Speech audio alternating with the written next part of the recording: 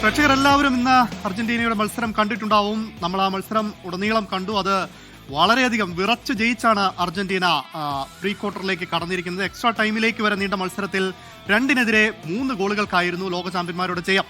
Pre ക്വാർട്ടറിൽ ഈജിപ്റ്റാണ് അർജന്റീനയുടെ എതിരാളികൾ. തോറ്റില്ല, പക്ഷേ പടുതോൽവിയുടെ ഇഫക്റ്റ് ഉണ്ട്.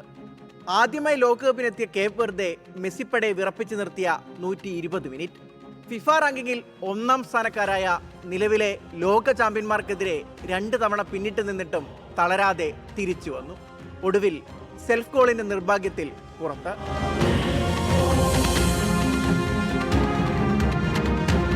പന്ത് കൈവശം വെച്ച് കളിച്ചിട്ടും കേപ്പ് വെർദെ പ്രതിരോധം പൊളിക്കാൻ അർജന്റീന പാടുപെട്ടു.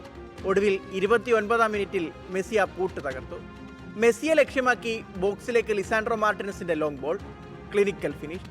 ഈ ലോകകപ്പിൽ മെസ്സിയുടെ 7ാം ഗോൾ.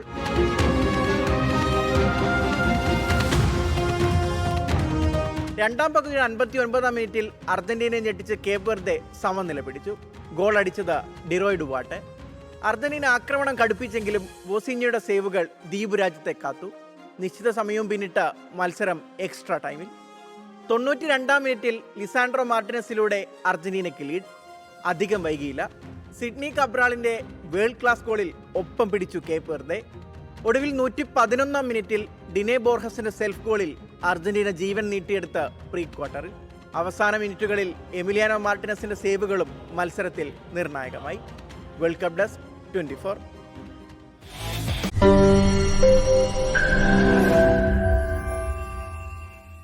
ലോകത്തെവിടെയായാലും ഏത് സമയത്തും 24 വാർത്തകളും ഓഗ്മെന്റഡ് റിയാലിറ്റി പാക്കേജുകളും എക്സ്പ്ലെയിനറുകളും വിശദമായി കാണാൻ ഞങ്ങളുടെ യൂട്യൂബ് ചാനൽ നിങ്ങൾക്ക് സബ്സ്ക്രൈബ് ചെയ്യാം.